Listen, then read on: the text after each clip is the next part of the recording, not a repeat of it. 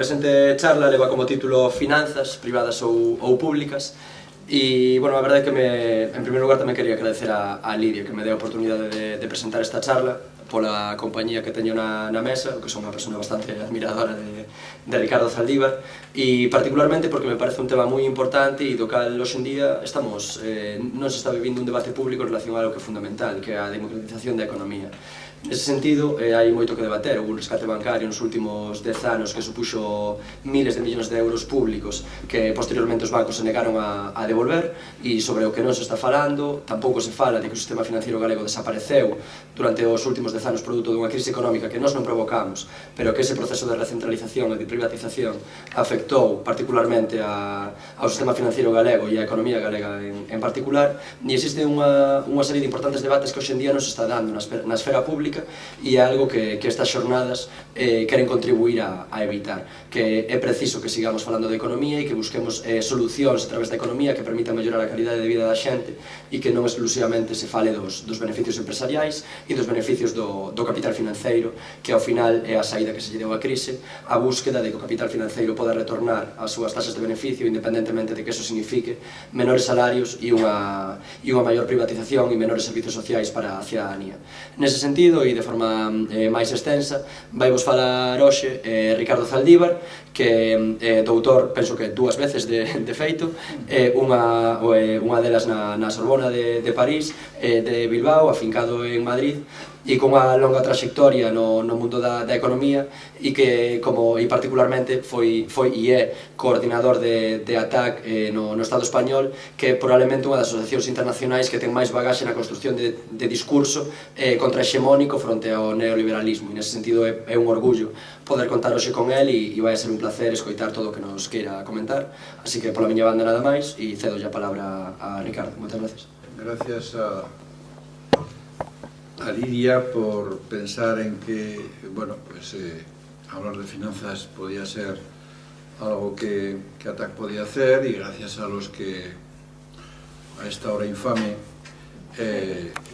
para hablar además de finanzas, habéis tenido la osadía de sentaros ahí enfrente mío,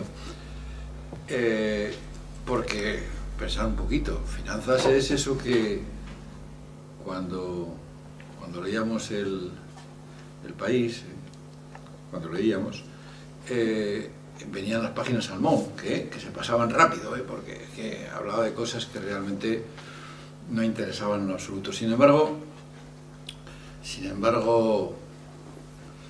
hay muchos que ya han dicho antes que yo que gran parte de lo que nos pasa tiene que ver porque efectivamente como ciudadanos no hemos querido hacer el esfuerzo de entender que lo que ha pasado tiene que ver con que las finanzas privadas, las finanzas internacionales, las finanzas de unas élites corporativas donde se concentra el capital han tomado el poder, es decir, se han puesto al timón de esa nave que es la sociedad, y que el que lleva el timón marca el rumbo, ¿no? Y en estos momentos el rumbo es totalmente contrario a cualquier tipo de espacio en el que pudiéramos imaginar otro tipo de sociedad con unas relaciones económicas entre la gente más dependiente de lo que son los valores que no tienen que ver con el dinero, con la rentabilidad, sobre todo con la rentabilidad a corto plazo. Bien, voy a hacer una exposición relativamente breve para tratar de ser útil. Yo cuando me piden una cosa de estas, hay tanto de qué hablar que lo que me planteo es ser útil, de manera que cuando salgáis de aquí por lo menos tengáis algo un pelín más claro que antes de entrar. Y en ese sentido, pues el título se presta bastante, porque el título que me han sugerido y que yo he aceptado es este de finanzas privadas o finanzas públicas.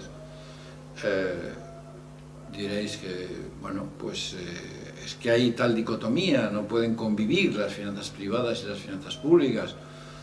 Bueno, pues de lo que os estaba hablando hace un momento era justamente de que a partir de los años 70, realmente algo que es subsidiario.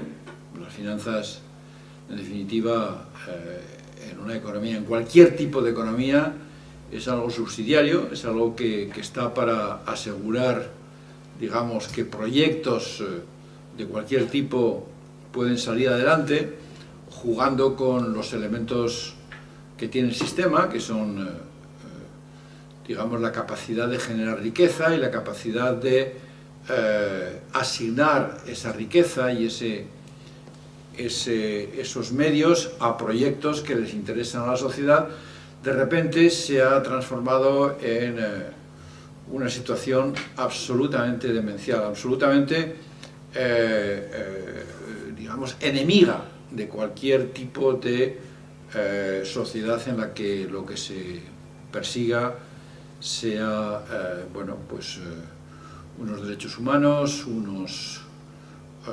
una cierta felicidad. Hay veces que en economía esta palabra no existe, no parece que no, como si realmente fuera algo de otro mundo, ¿no? Pero en el fondo los humanos lo que buscamos es la felicidad, es decir, es estar a gusto con lo que nos rodea, con nosotros mismos, y esto cada vez es más difícil en la sociedad en la que estamos. Yo empezaría diciendo que vamos a hablar primero de eso que el capital ha definido como globalización, porque, ojo, es un concepto que nos lo han impuesto. Encima, además, nos lo ha impuesto el mundo anglosajón, porque globalización viene de global, y en inglés global tiene que ver con el mundo. Los franceses, que son siempre muy suyos en esto del lenguaje, trataron de que a esto se le llamara mundialización, pero no lo consiguieron, claro. Es decir, el capital, es decir, el núcleo duro del sistema está en Wall Street, y Wall Street impuso desde el principio que lo que empezaba a vivirse a finales de los años 70 era un proceso interesante, positivo, incluso que no se podía parar. Yo recuerdo un artículo de Vargas Llosa en El País diciendo de que cómo puede haber gente que se opone a la globalización, ¿no? Pero sí, es como cuando había gente que se oponía a la ley de la gravedad. Fijaros un poco el símil con lo que esto supone, como si realmente la globalización fuera una cosa natural. Y sin embargo, no. La globalización, que ya dura más de 40 años, es un proceso absolutamente devastador. Es decir, no es espontáneo, no es que de repente haya surgido, sino que ha sido impulsado por las finanzas y posibilitado, como siempre en los procesos económicos, por una revolución tecnológica. Lo que denominamos capitalismo industrial fue, digamos, posibilitado por una revolución en los procesos productivos. Se crearon fábricas, se hizo venir a la gente del campo para que llenara esas fábricas, pero todo eso tuvo que ver con una mutación tecnológica, y aquí también ha habido una mutación tecnológica importante. Esta mutación tecnológica ha sido lo que se llama las nuevas tecnologías de la información y la comunicación, para entendernos Internet. Pero esta globalización, que hasta cierto punto podría tener aspectos positivos en un mundo en el que cada vez, digamos, está más interconectado, realmente ha tenido un adjetivo detrás que es el que le ha dado el carácter, que es un adjetivo que efectivamente nos ha costado mucho que se acepte por la sociedad. ATTAC, en el momento en el que yo trabajo desde hace 20 años, hemos luchado mucho para que se defina que lo que estamos teniendo encima es una ideología neoliberal que ha ganado la batalla de las ideas, que realmente nos ha hecho pensar de una manera neoliberal a muchos, a la mayoría de los que estamos aquí. Tenemos que salir de ese lavado de cerebro, pero bueno, pero justamente esa globalización es neoliberal, pero es una globalización neoliberal, pero que es una continuación del sistema capitalista, es decir, o sea, es una nueva fase del capitalismo, no es que de repente surja de la nada, ¿no? En este sentido, el capitalismo busca la acumulación, busca sencillamente el concentrar capitales, porque el capital es riqueza, da poder y permite efectivamente tomar esas riendas, ese timón al que os hablaba en un momento determinado, ¿no?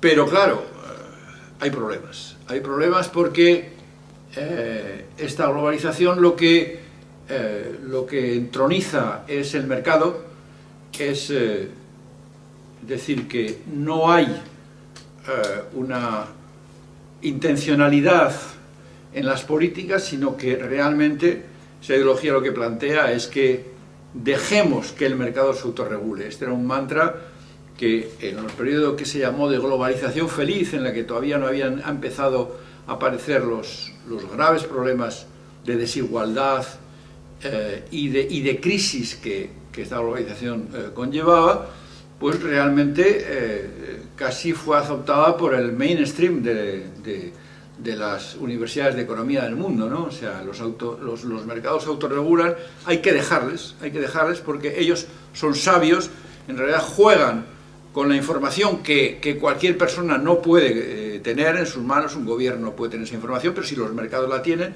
porque juegan con, lógicamente, muchísimas individualidades que, como ya hace muchos siglos se inventó una frase que hizo fortuna, es una especie de mano invisible que nos lleva por el buen camino. Pero claro, vino el 2007-2008 y no es que no hubiera habido crisis antes, evidentemente hubo crisis, pero hasta que no afectó al núcleo duro del sistema, hasta que no afectó a Wall Street, parecía como que el sistema, bueno, pues era inmune a estas cosas. Hombre, podía ocurrir en sitios como el sudeste asiático, en Turquía, en Argentina. Por cierto, en España, hasta que no tocó Argentina, no nos enteramos de que el sistema provocaba estas crisis. Pero claro, Argentina para nosotros es digamos, un país bastante cercano, todos conocemos algo y nos enteramos efectivamente de lo que fue aquello y de que los argentinos con esa, digamos, gracia que les caracteriza, hasta denominaron algo que después se ha hecho famoso, el corralito, ¿no? Es decir, cuando un banco cierra las puertas y realmente la gente no puede acceder a sus cuentas corrientes. Pero ¿por qué? ¿Por qué estas crisis? ¿Por qué se produjo esto? Pues porque sencillamente estas élites, estas finanzas, que evidentemente tienen nombres y apellidos, tienen que ver con grandes bancos de inversión, tienen que ver con grandes fondos de inversión, tienen que ver con grandes corporaciones, grandes empresas transnacionales que dejan de ser, por así decirlo, nacionales. O sea, estos hábitos, ExxonMobil o Repsol y tal, tienen muy poco de cualquier país, es decir, son entidades absolutamente transnacionales, pues de repente consiguen adquirir un poder desmesurado. ¿Por qué? Pues porque tienen el poder suficiente para desregular lo que existía, es decir, o sea, las finanzas siempre han existido, pero pues ya se sabe que los bancos, que la banca, que los fondos especulativos tienen que entrar dentro de unas normas, porque si no realmente se produce la codicia, lo que se llama codicia, acaba produciendo problemas muy serios, pero no a los que están en ese mundo, sino a los que están ajenos totalmente a ese mundo. Nosotros durante un tiempo intentamos introducir, porque en este mundo hay que hacer símiles para que la gente los entienda. Estamos hablando realmente de situaciones en las cuales todo esto le cae muy ajeno a la gente está pensando directamente cómo sobrevivir. Entonces, bueno, pues que haya especulación financiera, bueno, ¿y qué? O sea, ¿a mí qué me afecta, no? Entonces nosotros, por ejemplo, en Ataca durante mucho tiempo tratamos de introducir el concepto de casino financiero. Casino en el sentido de que la economía casi se reduce a una apuesta, ¿no? A una apuesta en la cual, bueno, pues yo puedo apostar sencillamente a que la deuda griega se va a hundir y entonces gano dinero si la deuda griega se hunde. Este casino, pero luego nosotros mismos dijimos, no es un buen símil, no es un buen ejemplo, porque en un casino el que entra y juega su dinero, si pierde, pues ya está, pero es que en lo que estamos hablando no es exactamente un casino, porque si pierde el que ha apostado, perdemos todos, porque de repente la sociedad entra en crisis financiera, crack bancario, y automáticamente, como la historia tiene infinidad de ejemplos, la sociedad se paraliza, la economía se gripa, las empresas empiezan a despedir gente, por tanto el sistema no puede funcionar porque el sistema capitalista se basa en que la gente compre lo que se produce, y si no hay dinero porque ha habido despidos, es lo que se llama crisis y recesiones.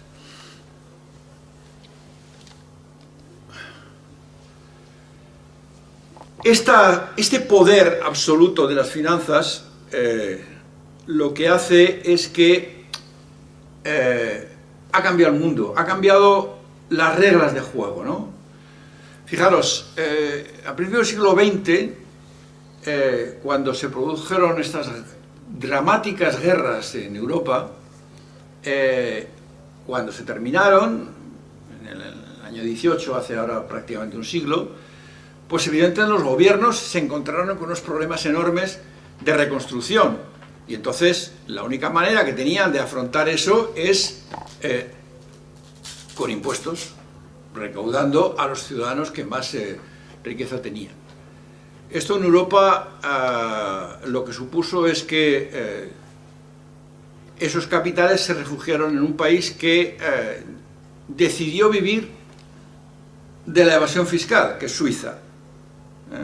Estoy hablando de los años 30-40, donde realmente no existía el concepto de paraíso fiscal, sino que existía, pues eso, el que de alguna manera la banca suiza ofrecía a los, digamos, grandes fortunas francesas o alemanas, e incluso italianas y españolas, le ofrecía la posibilidad de que metieran su dinero de forma opaca en sus cuentas corrientes, y estos estados, Francia, Alemania, etcétera, etcétera, no podían gravarlas. Pero esto era un tema puntual, es decir, en estos momentos, estamos en el siglo XXI, lo que se llama paraísos fiscales, que a nosotros nos gusta llamarlo guaridas financieras, es el lubricante del sistema. Es decir, estas finanzas de las que os hablo, o sea, necesitan esta situación porque de alguna manera es lo que consigue que la riqueza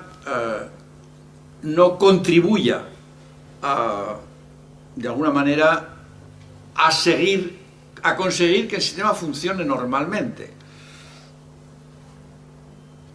Hay muy poco tiempo como para entrar en saber por qué en un momento determinado el capitalismo en los años 50, 60, frente a lo que tenía enfrente, que era el comunismo de la Unión Soviética, tuvo que recular y tuvo que plantearse que había que ceder en lo que después se ha llamado la Europa del estado del bienestar, pero así se produjo este tipo de cosas, y en esos momentos esos estados del bienestar se basaban en unos impuestos muy importantes, que llegaban incluso con tipos marginales del 80 y del 90%.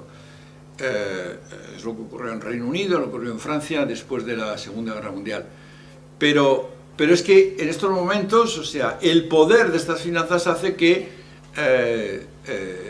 realmente este capital no contribuye absolutamente al financiamiento, a la continuación de lo que ahora mismo nosotros consideramos un derecho. El derecho a la sanidad, el derecho a la educación, el derecho a las pensiones. Entonces, ahí es donde realmente en estos momentos más se focaliza el conflicto entre unas finanzas que están con un poder como para imponer normas y para mantener estos paraísos fiscales, y para incluso hacer que los estados entren en competencia entre sí, una competencia fiscal dañina, En estos momentos Irlanda, por ejemplo, es un país que, y esto es perfectamente legal, está admitido por la Unión Europea, tiene unos tipos impositivos en impuestos de sociedades que lo que quiere es atraer a las empresas para que no paguen lo que pueden pagar en Francia, en España o en Italia. Todo esto es un poco lo que, digamos, explica el que necesiten, o sea, es decir, nos enfrentemos a unas finanzas que cada vez tienen más poder. Finanzas privadas, por supuesto, finanzas que han dejado de estar al servicio de la sociedad y lo que están consiguiendo es que la sociedad esté a su servicio. Todo esto además complica mucho las cosas porque realmente esta existencia, esta opacidad hace que la criminalidad, o sea, es decir, que tiene que ver con el mundo, digamos, de las drogas, que tiene que ver con el mundo de la corrupción, que tiene que ver con el mundo de la trata de personas, pues encuentre un campo estupendo para desarrollarse y en estos momentos una gran parte de la existencia de la corrupción en nuestros países tiene que ver con esta existencia de los paraísos fiscales. En ATAC hemos visto desde el principio que este era un punto que convenía influir sobre la sociedad para que, si toma conciencia de que esto es así, de alguna manera fuerce a los gobiernos, evidentemente, que son los que pueden legislar y que son los que pueden realmente crear listas para, sencillamente, o sea, decir, la administración tiene una ley de contratos del Estado que no está dentro de sus competencias, el decir que aquellas empresas, entidades que tienen filiales en paraísos fiscales, pues no pueden contratar con el Estado. Eso realmente sería un desastre para muchísimas empresas, pero no lo hace. No lo hace pues porque el poder de estas finanzas en estos momentos es tan grande que no lo consigue. Hace muy pocos días la Unión Europea ha sacado su lista de paraísos fiscales, o sea, es una lista ridícula, donde hay 6 países y de repente han metido 4 o 5, pero desde luego no está ni Luxemburgo, no está ni Malta, no está ni Irlanda, o sea, países dentro de la Unión Europea que están jugando realmente a eso, o sea, están jugando a lo que yo he llamado la competencia fiscal dañina, ¿no? Digamos que ¿quién está detrás de esto? Porque claro, he hablado del aceite financiero, las finanzas y tal, pero es que aquí hay instituciones, o sea, aquí hay entidades que conviene conocer, ¿no? Y una de ellas es la banca. La banca que antes de la crisis, por ejemplo, pues tenía, bueno, pues una respetabilidad realmente importante. Las organizaciones que estamos peleando durante mucho tiempo para que haya otras finanzas, intentamos y hasta cierto punto hemos conseguido que, ya que los banqueros, que además son los responsables de una gran parte de lo que ha sucedido en la crisis, no vayan a la cárcel, o sea, solo en Islandia y por una serie de circunstancias que no viene al cuento ahora contar, ya que no se les puede meter en la cárcel, por lo menos que sean criminalizados socialmente, por lo menos que la sociedad tenga conciencia de que los intereses de la gran banca no tienen que ver nada con los intereses de la sociedad. Evidentemente ha tenido que haber mucho sufrimiento en desahucios, ha tenido que haber mucho sufrimiento en que se conozca que los rescates no han ido a las personas, sino que ha ido a estas entidades, para que poco a poco esa sociedad haya ido identificando, ¿no?, a esta banca, a estos grandes bancas, para que realmente ahora mismo ya les queda mucho camino por recorrer para volver a tener la respetabilidad que tenían antes. Si les dejamos lo conseguirán, pero bueno, aquí estamos justamente para que cambiemos un poco las mentes y nos demos cuenta de que las cosas no pueden seguir como han venido desarrollándose hasta ahora. porque la paradoja es que la arquitectura financiera causante de la crisis no solo no se ha desmontado, está más reforzada en estos momentos. Los grandes bancos que han sobrevivido al crack han ido absorbiendo a los más pequeños, se ha demonizado a las cajas de ahorros, por ejemplo, que eran unas entidades no públicas, pero sí de interés público, y se ha focalizado en ellas, que evidentemente tenían su responsabilidad, porque no ejercieron y no actuaban como cajas de ahorros, sino que copiaron el modelo especulativo de la gran banca para hacer lo mismo. Estoy en un territorio en que esto lo habéis sufrido de forma especial, ¿eh?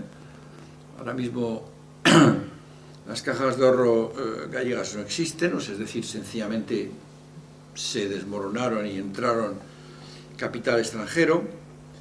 Pero lo más sangrante de todo es que se ha permitido que con estas fusiones y con estas compras nos enfrentemos ahora a un sistema bancario que es demasiado grande para que quiebre. Y estamos en un sistema capitalista en el cual lo que nos han dicho es que aquí es el juego de la competencia. Si tú juegas y ganas, pues tienes beneficios.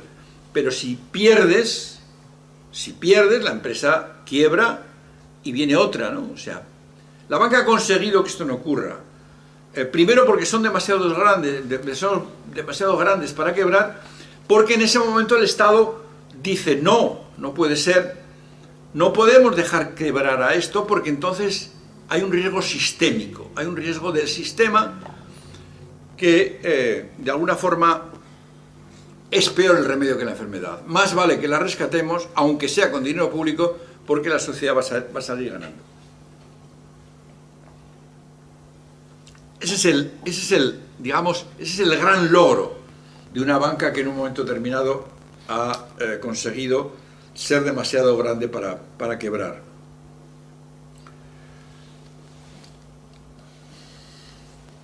Hasta ahora he hablado en general, pero concretemos.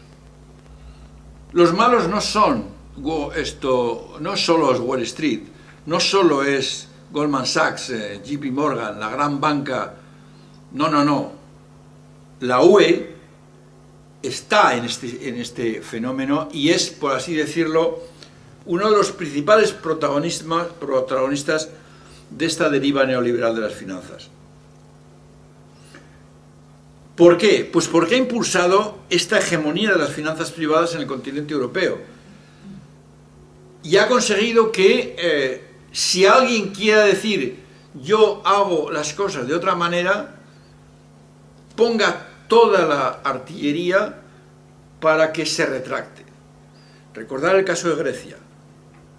Recordar el caso de Grecia, que en un momento determinado, bueno, pues un gobierno amenazó con hacer las cosas de otra manera. Pues bien, ¿la amenaza cuál fue? La amenaza fue que los cajeros automáticos dejaban de dar dinero. No había dinero para pagar a los maestros, no había dinero para pagar a los médicos.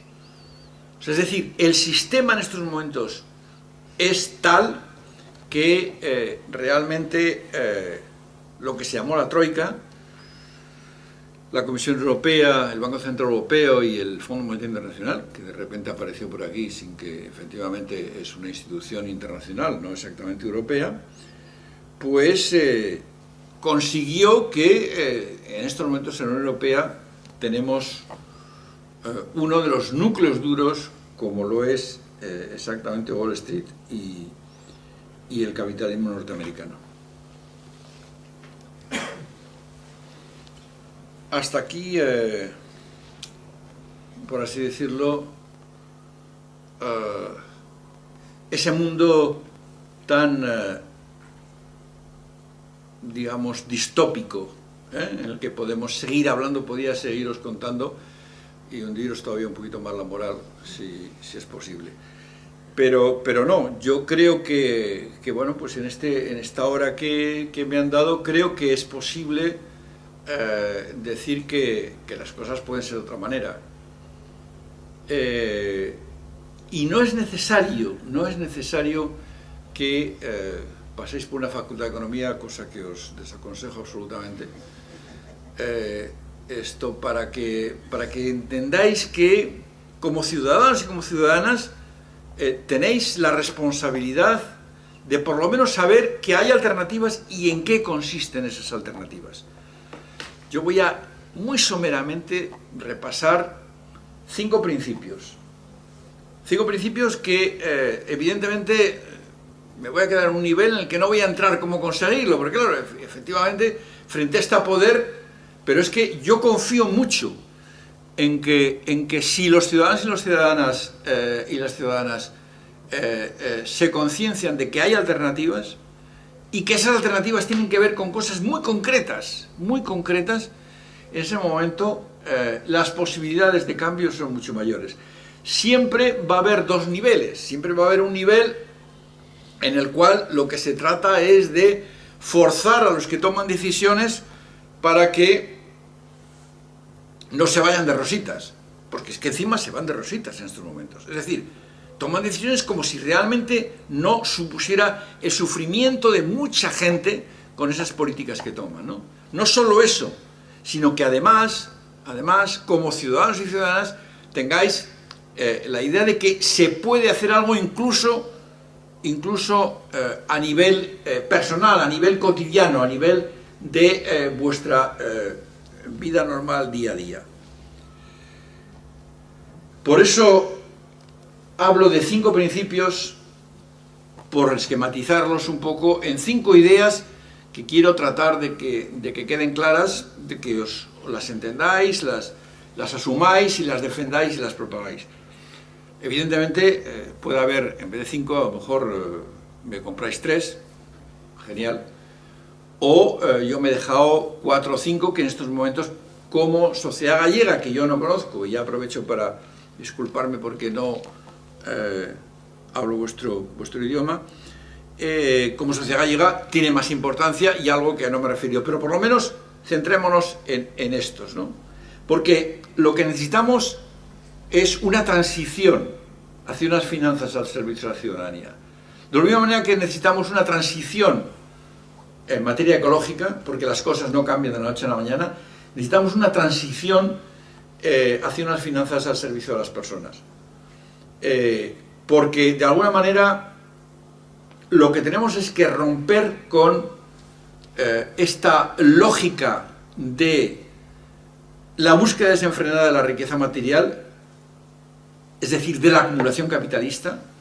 Necesitamos avanzar hacia un postcapitalismo en el que aparezcan otros valores, que muchos de ellos los conocéis y los defendéis, y sobre todo romper la sumisión de las relaciones sociales, las relaciones entre las personas, a la lógica del dinero. Fijaros, hoy, ya les pongo el ejemplo, yo cuando tenía 20 años, o sea, le pedí a mi padre dinero, y lo que tenía me lo dejó. Si hoy mi hijo me pide dinero, yo no estoy nada seguro de que no me va a pasar por la mente el decir y negociar con él, decir, oye, mira, ¿a cuánto te da el banco el préstamo? ¿Qué te parece si yo te lo doy a la mitad de lo que te... Fijaros lo que eso implica, ¿no? O sea, en la mente tenemos lo que es el dinero y que el dinero genera dinero. Eso hay que cambiarlo. Eso hay que cambiarlo porque es que realmente, si no, no conseguimos nada. Estos principios básicos, en el fondo, constituyen las premisas de unas finanzas públicas, porque es que lo que hemos perdido es la capacidad de que quien defiende el interés colectivo intervenga en el mundo de las finanzas. Eso es lo que hemos perdido. Pero eso no lo hemos perdido por casualidad. Una película, que era un documental, y que ya no sé por qué le dieron un Oscar, se llamaba Inside Job, una película en la cual realmente se reflejaba perfectamente cómo todo esto fue una maquinaria perfectamente estudiada, es decir, lobbies que conseguían que se fuera desregulando, que se fuera permitiendo la existencia de derivados, que son unos instrumentos financieros del demonio, que poco a poco la gran banca, que en un momento determinado un político, cuando estalló una crisis como la última que hemos vivido en los años 29 y 30 en Estados Unidos, dijo: aquí lo que hay que hacer es separar la banca de inversión de la banca comercial, porque es que no pueden jugar con los depósitos de la gente, no se puede especular. Si quieren especular, que especulen, pero que sean los bancos, digamos, de inversión, no los bancos de depósitos. Pero es tan sencillo, eso se acabó con el mandato de Clinton. Bueno, pues ese tipo de desregulaciones es la que nos ha llevado a donde nos ha llevado. Entonces, bueno, rápidamente, los principios. Lo primero y más importante, sacar las finanzas públicas de los mercados financieros. Esto, así dicho, pues parece un poco como un trabalenguas, ¿no? Pero no lo es, no lo es. En estos momentos, por ejemplo, y más en Europa, estamos viviendo una situación en la cual las finanzas públicas dependen de los bancos, dependen de... es decir, al entrar en la Unión Europea, los países han perdido su soberanía monetaria. No pueden generar dinero. Solo lo puede generar el Banco Central Europeo. No así el Reino Unido, no así Estados Unidos, no así Australia. Pero en la Unión Europea, un país como España es como un ayuntamiento. Es decir, que si sus ingresos son inferiores a sus gastos, entra en déficit y lo único que puede hacer es pedirle dinero a la banca. Y esa banca le puede prestar a los gobiernos cobrándole el 5% de interés con un dinero que le ha prestado el Banco Central Europeo al 1% o menos. Eso está así, eso está reglamentado en los tratados que tenemos. ¿Por qué? Pues justamente por eso es lo que hasta cierto punto muchas veces cuesta entender, pero se resumiría en esto, o sea, sacar las finanzas públicas de los mercados financieros quiere decir exactamente esto. Esto supone modificar los tratados europeos, esto supone modificar el estatuto del Banco Central Europeo, para que pueda prestar directamente a los Estados miembros. Hay que modificar también un artículo del Banco Central Europeo que prohíbe la monetización de la deuda pública. ¿Qué es monetización de la deuda pública? Pues lo que han hecho siempre, a lo largo de los siglos de historia de los gobiernos, que en un momento determinado las deudas se cubren con la generación de dinero, con la creación de dinero. Por otra parte, el Banco Central Europeo es el único banco central en el mundo en el que la única obsesión y su único mandato es controlar la inflación.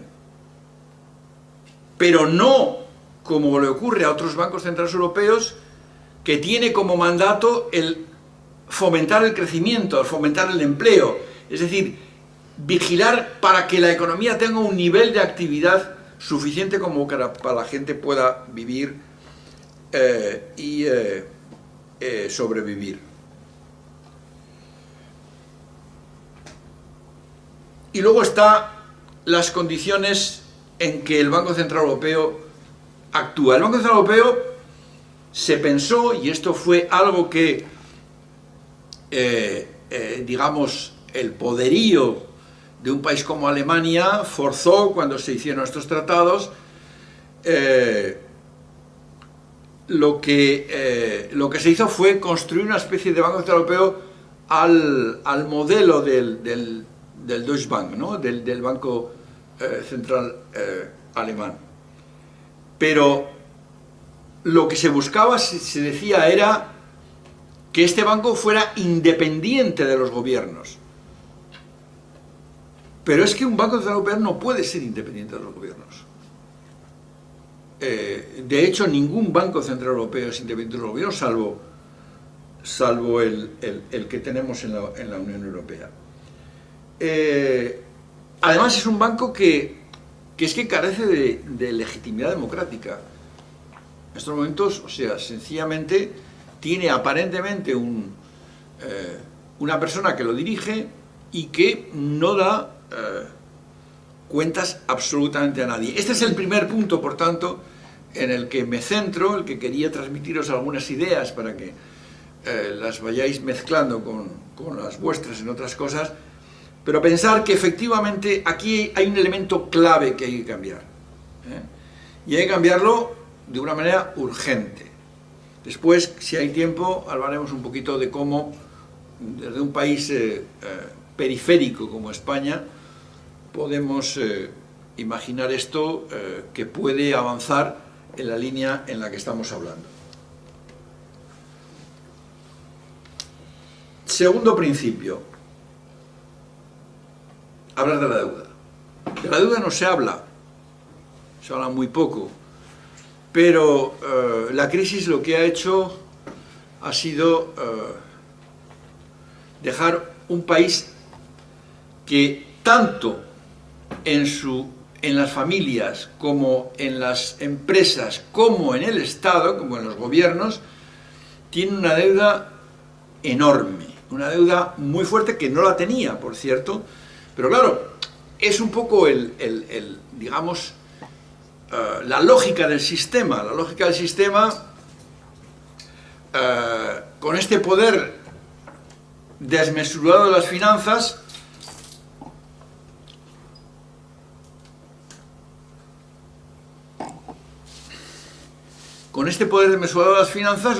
lo que consiguió es forzar a que el reparto de renta fuera absolutamente desfavorable a los trabajadores y favorable al capital.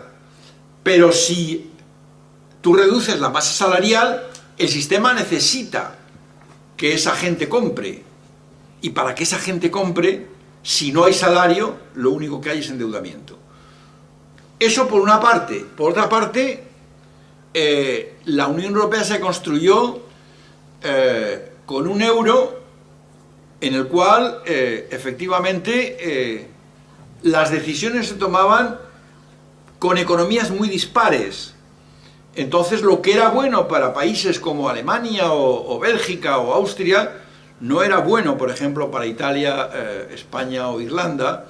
Y entonces eso creó sencillamente una desigualdad que fue poco a poco traduciéndose en que a España le tocó el turismo y el ladrillo, y además, en base al euro, se creó una enorme burbuja de endeudamiento que en un momento tenía que estallar.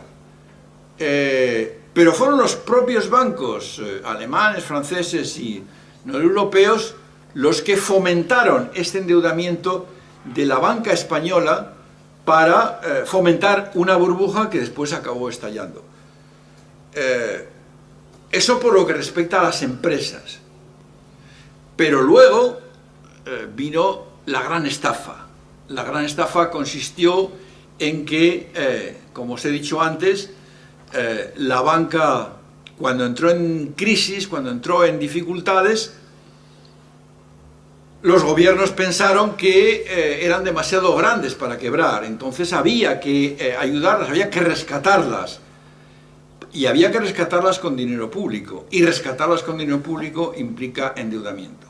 Porque además la cláusula que os he dicho es que los gobiernos solo pueden financiar sus gastos en base al endeudamiento, porque han perdido eso que se llama soberanía monetaria, que para entendernos es sencillamente la maquinita de hacer dinero. ¿Cómo podemos, en qué consiste este principio de escapar de la trampa de la deuda? Todos los sistemas que han existido en la humanidad han acabado cayendo en la trampa de la deuda. Fijaros, en la Edad Media había un momento en el cual se decretaba un año jubileo, es decir, que se condonaban todas las deudas y se volvía a empezar, porque si no el sistema no funcionaba. Esto es lo que tarde o temprano tendrá que hacerse en este sistema, es decir, tendrá que avanzar en procesos de quita, avanzar en procesos de auditoría para saber qué parte de la deuda afecta a quién y cómo en esa, digamos, esa resolución del tema de la deuda se consigue que no pierdan los de siempre. Esto es lo que, por ejemplo, durante mucho tiempo, en muchos de los países que conforman la Unión Europea, en los últimos 10 años, después de la crisis, han ido avanzándose, tratando justamente de negociar, de renegociar la deuda. Hay infinidad de soluciones técnicas, que no es cuestión de entrar, pero que sepamos que esto es un tema político, no es un tema económico. Esta renegociación de la deuda tiene que ver con el problema que tienen los acreedores y los deudores. Hay un dicho que a lo mejor lo habéis oído, que dice que cuando una persona debe 3.000 euros tiene un problema, pero cuando debe 10 millones de euros el problema lo tiene el acreedor. Es decir, que hay una dialéctica que de alguna manera debe ser planteada y introducida en la forma de ir avanzando en este tema.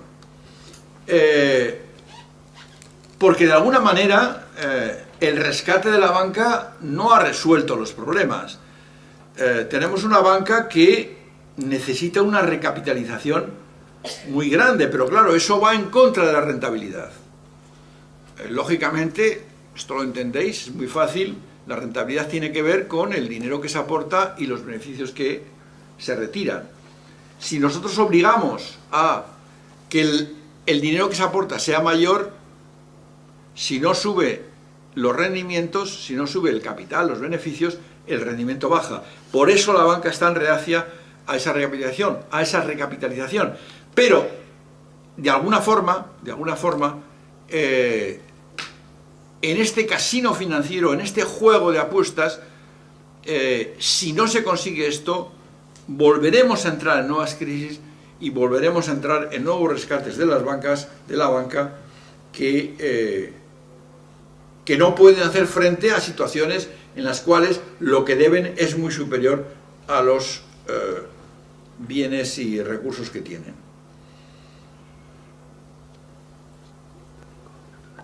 ¿Perdón? 5 minutos. Sí.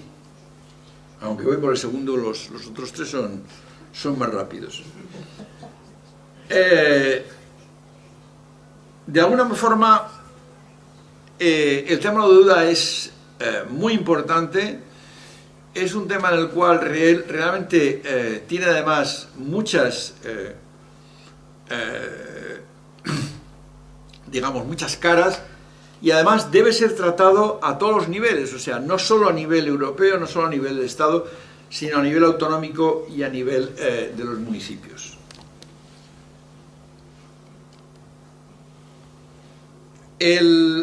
La tercera idea que os quería plantear para ir avanzando un poco en estas finanzas públicas es la que tiene que ver con la sostenibilidad de las finanzas. Es decir, os he contado antes que gracias a estos paraísos fiscales, gracias a este lubricante del sistema, el gran capital, las grandes empresas, las grandes fortunas han conseguido efectivamente que los ingresos de los gobiernos mermen, sean cada vez más pequeños, es decir, carezcan de una base sostenible. Aquí tenemos un campo que digamos, no hace falta que me detenga mucho porque lo entendéis perfectamente, pero como ciudadanos una de nuestras responsabilidades mayores es devolver, digamos, la legitimidad de los impuestos y combatir la vieja idea de la derecha que dice que lo que necesita una economía es bajar impuestos, es que haya menos impuestos cada vez, porque eso reactiva la economía. Esto es aparte de ser mentira,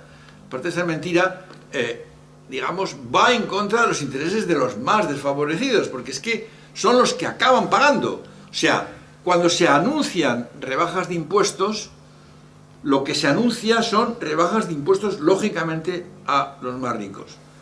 Y normalmente, al final, lo que se acaba es subiendo los impuestos indirectos, subiendo el IVA, que es lo que es lo más regresivo dentro del sistema impositivo que tenemos. Aquí es donde entra un poquito el tema de luchar contra la evasión fiscal, luchar contra el fraude fiscal. Nosotros llevamos 3 años, por ejemplo, hace 3 años conseguimos que hubiera un día mundial contra los paraísos fiscales, un día mundial en que la ciudadanía tomara conciencia de que estas guaridas financieras le perjudican en su vida cotidiana porque le están robando directamente, es un robo. Y aprovechamos el que... perdón. Aprovechamos el que el 3 de abril fue el día en que se hicieron públicos la filtración de los papeles de Panamá, para concentrar en este día un poco esta concienciación de la gente. Entonces es un día global, es un día en el que efectivamente muchas ciudades bueno, pues hacen actos, salen a la calle para... Pero como ciudadanos yo creo que tenemos la responsabilidad de hacer que este principio vaya avanzando, es decir, que las finanzas públicas sean cada vez más sostenibles, para lo cual su enemigo principal es el fraude fiscal. Nosotros hemos creado, en España, por ejemplo, hemos creado una plataforma por la justicia fiscal que está funcionando en muchas comunidades y que efectivamente hay un montón de organizaciones dentro. Están sindicatos, está el sindicato de técnicos de Hacienda Gesta y otras organizaciones como ATAC, Intermon y otras muchas. Y realmente nuestro principal cometido es, por lo menos, trabajar la idea de que los impuestos son necesarios, porque de hecho esto la gente lo tiene claro. Hay encuestas que dicen que, la última en concreto, que recuerdo, dice que cuando se le pregunta a la gente si estaría dispuesto a que le subieran los impuestos siempre que hubiera más y mejores servicios públicos, mayoritariamente dice que sí, que está dispuesta a que le suban los impuestos siempre que efectivamente eso implique un mayor nivel en el llamado estado de bienestar.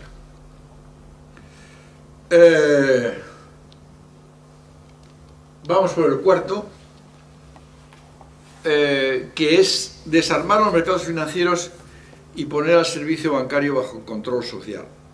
Desarmar los mercados financieros. Fíjate, esta frase es la que dio origen a ATAC. En el año 1998 una persona, por cierto, de Redondela, Ignacio Ramonet, desde Le Monde Diplomatique lanzó un articulito que tenía 5 párrafos y que se llamaba exactamente así: desarmar los mercados financieros, porque de alguna manera en aquellos momentos, en el 98, la sociedad era mucho menos consciente de la pérdida de derechos y la pérdida de calidad de vida que suponía el que estos mercados financieros fueran cada vez más potentes. Aquí es que además, esto quizás sea un pelín más técnico, pero es necesario que la ciudadanía lo conozca. En estos momentos hay mecanismos especulativos sumamente dañinos. Es decir, cuando yo estudiaba economía había una figura que se llamaba el agente de cambio y bolsa, que es el que compraba y vendía acciones. Ahora mismo esto lo hacen ordenadores con algoritmos, es decir, sencillamente hay unos algoritmos que en el momento en que tal activo financiero varía unas décimas de dólar o de euro, se hacen transacciones de cientos de transacciones por segundo, comprando y vendiendo. Esto es lo que se llama digamos, las transacciones de alta frecuencia. Esto hay que combatirlo. Y una manera de combatirlo esto es la idea que lanzó Attac en su tiempo, que es la tasa Tobin, el impuesto a transacciones financieras, y que poco a poco va haciendo su recorrido, va mucho más lento de lo que nos gustaría. La Unión Europea lo aceptó 11 países, pero todavía no lo ha puesto en vigor. El gobierno de Sánchez sacó un decreto que no ha podido tramitar en su momento, pero la idea sigue avanzando. Pero de alguna manera vamos a lo mismo, vamos a tratar de desarmar los mercados financieros con medidas como puede ser esta, o como puede ser la regulación de los bancos, la regulación bancaria. Ahí hay en estos momentos, o sea, tenemos que desandar camino recorrido durante la fase de desregulación. Es imprescindible preservar y garantizar los ahorros de la ciudadanía. O sea, ahí hay un tema muy grave, y es que, evidentemente, la creación de corralitos viene cuando se produce una crisis y cuando de alguna manera los ciudadanos ven que el sistema se hunde, y no se trata de volver al trueque. Tenemos un sistema financiero que, bueno, pues que se basa en el dinero de plástico y que de alguna manera es útil, pero esto debe ser completamente regulado. Pero el mayor problema está en el tamaño de las entidades bancarias. Cuanto mayores sean, cuanto más concentrado esté este capital bancario, más dificultades vamos a tener para superar las futuras crisis financieras que vendrán y para, de alguna manera, salvaguardar los intereses de la gente que no acumula y que lo único que tiene es las dificultades para llegar a fin de mes. Y termino.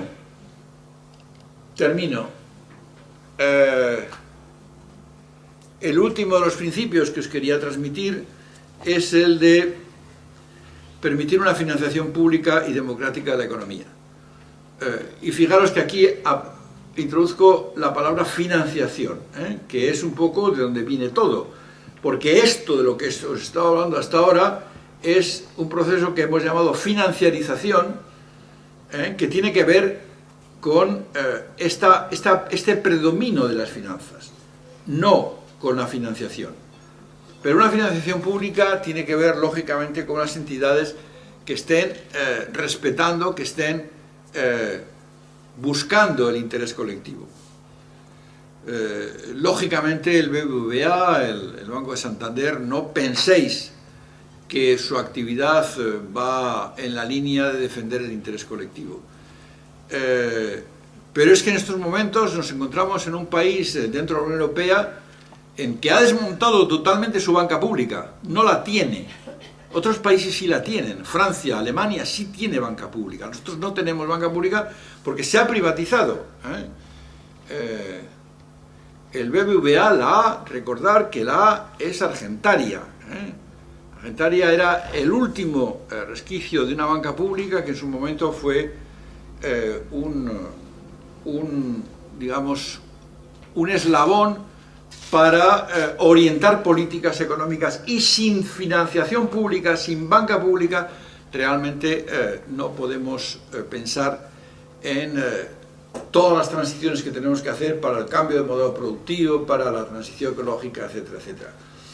Ahora, banca pública no quiere decir banca estatalizada, ojo, no quiere decir banca centralizada. Ahora mismo tenemos miles de formas de concebir bancas autonómicas, pero defendiendo los intereses públicos. Incluso la banca ética, por ejemplo, es decir, la banca, de alguna manera, que los propios ciudadanos se dan a sí mismos en cooperativas de crédito y en elementos que van cambiando poco a poco la sociedad y orientándola hacia lo que podemos definir como poscapitalismo, ¿no? O sea, en el sentido de que en un momento determinado hay multitud de experiencias de monedas alternativas, que en definitiva lo único que le hacen es quitar al dinero la capacidad de acumular y dejarle en su función básica, que es la de intercambiar bienes y servicios, o necesidad de crédito, porque todos necesitamos en un momento de nuestra vida crédito, pero no tiene por qué ser fundamentalmente eso monopolizado por la banca privada, porque esa posibilidad de que se otorgue crédito puede ser de muchas formas. Hay experiencias, muchísimas experiencias en las cuales, bueno, pues estas cooperativas de crédito, que en el fondo son clubs, en el cual se conocen entre todos y saben perfectamente cuáles son el ahorro de esta gente, se canaliza hacia aquellos que lo necesitan.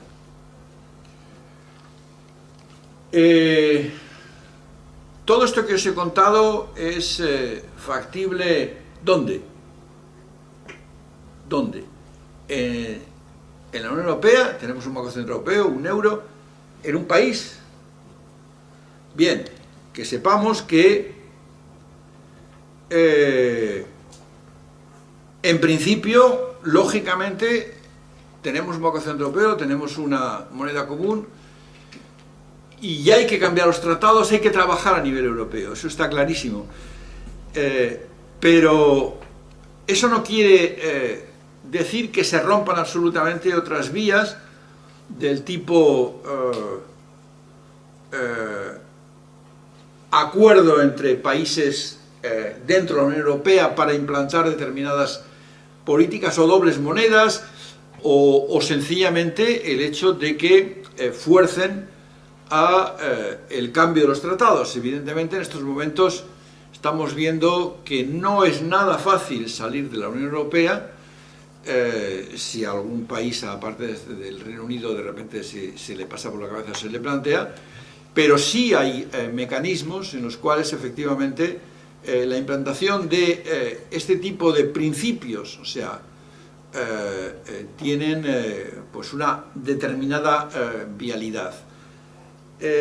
Lógicamente muchas de estas cosas, muchos de estos principios solo se pueden implantar si hay gobiernos que tienen otras perspectivas en la cabeza, es decir, que en definitiva tienen otras políticas, no las que en estos momentos la Comisión Europea está propugnando o la mayoría de los países está desarrollando como políticas neoliberales, ¿no? Es decir, estamos pensando en otro tipo de finanzas, en otro tipo de pasos, pero bueno, pues el ejemplo de Grecia no es nada leccionador, en cuanto que efectivamente lo intentó y tuvo que echar marcha atrás, pero es verdad que, bueno, pues la Unión Europea, como bien sabéis, en estos momentos no es que esté en los momentos en los cuales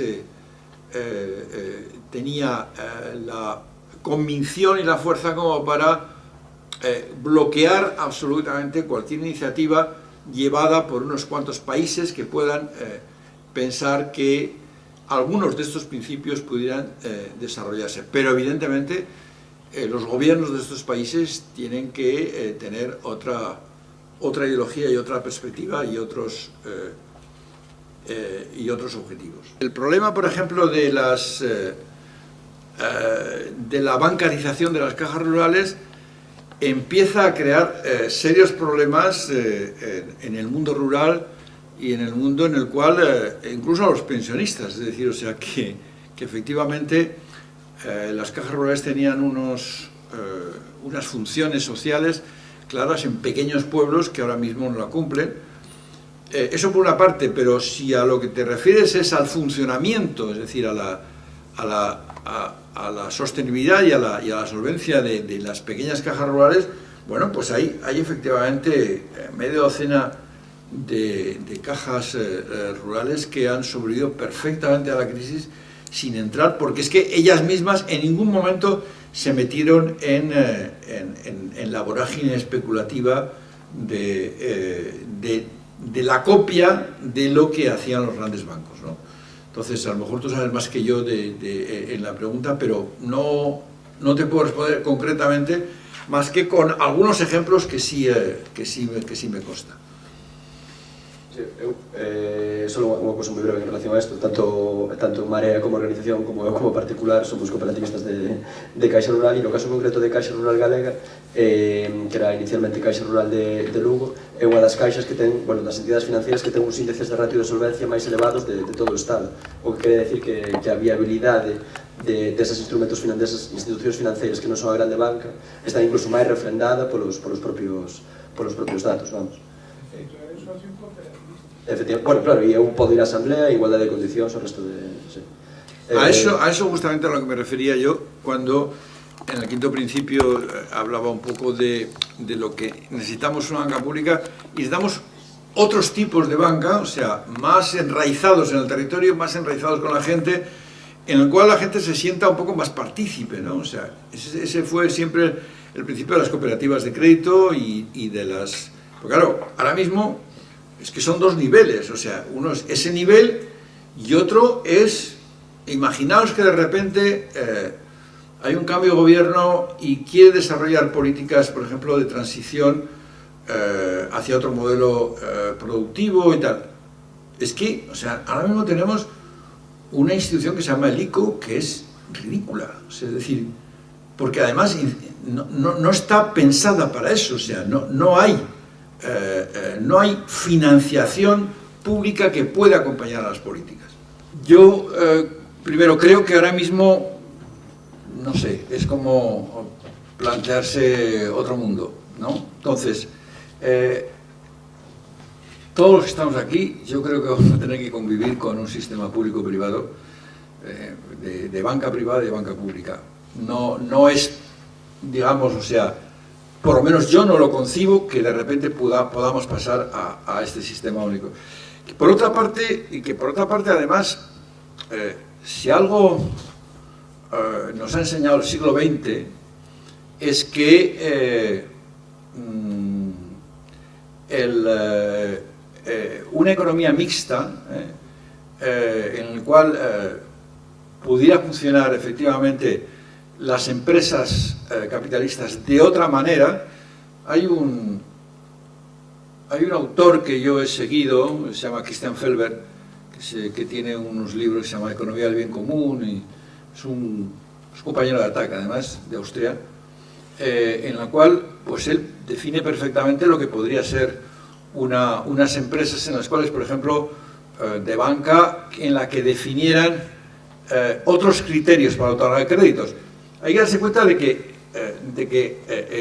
el negocio del crédito es un negocio muy complejo, porque tienes que jugar con dos cosas que son contrapuestas, que son el riesgo y la rentabilidad.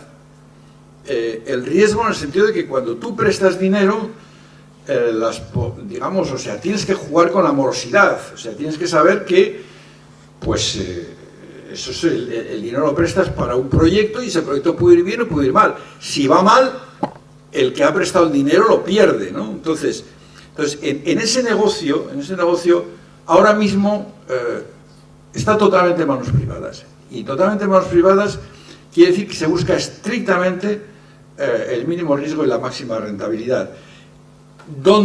Ahora mismo eso, solo la especulación lo promueve. Es decir, solo el jugar con que el dinero genere dinero es lo que fomenta eso. Entonces, si tú imaginas otro tipo de banca privada, que busca beneficios, es decir, o sea, pero que en el momento sus criterios para otorgar créditos fueran otros, por ejemplo, premiar las empresas que más aportan al bien común, léase, pues, que tenga que ver con el medio ambiente, que tenga que ver con el género, que tenga que ver con, digamos, con las relaciones laborales, etcétera, etcétera. En ese momento tú estás introduciendo ahí, y eso es privado, y eso hasta cierto punto tiene, desde mi punto de vista, la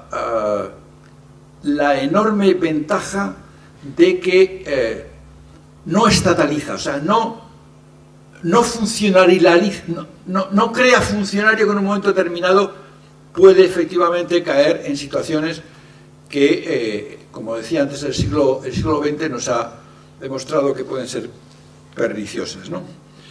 El tema del poscapitalismo, evidentemente, yo no sé si lo que te refieres es al tema de las nacionalizaciones, es decir, o estatalización, es decir, hay determinados sectores de la economía que efectivamente deben responder al bien colectivo. No pueden dejarse al juego del mercado, es decir, en un momento determinado, no podemos pensar que hay sectores estratégicos que a lo mejor, la inversión extranjera, la inversión persigue unos objetivos que están en contraposición con lo que es la lógica, digamos, de la actividad y del proyecto a futuro que puede tener un país. En ese sentido, está claro que son sectores que deben ser, digamos, por lo menos mayoritariamente públicos. Y bueno, pues con eso lo digo todo, ¿no? Es decir, Lidia, la unión bancaria. La unión bancaria es un proyecto efectivamente neoliberal, totalmente. Es decir, lo que busca es eliminar las disfunciones del sistema neoliberal, que las tiene muchísimas, porque claro, evidentemente estamos en una situación en la cual es muy diferente el sistema bancario español del alemán o del austríaco, ¿no? Entonces lo que pretendía es efectivamente crear unas normas de funcionamiento, pero que no van a la raíz del problema, ¿no? Es decir, efectivamente, yo estoy de acuerdo contigo con que eso está absolutamente contrapuesto a lo que sería una reforma. Entonces, si repasas un poco los principios de los que me he basado, uno de ellos, lo que tenemos que conseguir es que efectivamente la Comisión Europea entre a regular el negocio bancario, pero entre a regularlo concretamente. Hay intentos, pero lo que pasa es que nos topamos, en el mundo de las ideas nos topamos siempre con las relaciones de fuerza, ¿no? Entonces, hay intentos que, normalmente se conocen como Basilea, es decir, los acuerdos de Basilea, que van avanzando y tal, pero al final, este poder de las finanzas hace que las reformas sean muy tímidas y además se aplacen hasta el 2025, hasta el 2000. Entonces, necesitamos ahí efectivamente un cambio muy brusco en la forma en que se controla estos bancos y que hasta cierto punto vuelven a haber reglas, vuelven a haber principios en los cuales los temas pasan a defender un poco el interés colectivo. Evidentemente quiebras siempre va a haber, de hecho una de las cosas que más se ha perseguido en el tema de las finanzas y el tema de la deuda, volviendo a la deuda, es que algunos países lo tienen, podríamos hacer que funcionara lo mismo que para la empresa capitalista funcionara lo mismo para las personas, ¿no? Es decir, cuando una empresa capitalista entra en quiebra, aparece lo que se llama concurso de acreedores, sencillamente se reparten lo que hay, pero esa empresa al día siguiente puede volver a funcionar. Es decir, se hace borrón y cuenta nueva. Esto no pasa con las personas. Con las personas, cuando una persona, esto lo hemos visto en esta crisis, cuando una persona de repente no puede pagar la hipoteca, viene el banco y le quita el bien, pero la deuda no desaparece. Con ese bien se compensa parcialmente esa deuda, pero esa deuda sigue y esa persona está marcada para toda su vida. Nunca volverá, si encuentra un trabajo, su nómina está hipotecada hasta que paga esa deuda. Eso realmente debería cambiar. Es decir, hay elementos y eso tiene que ver con las finanzas, tiene que ver con los criterios de las finanzas.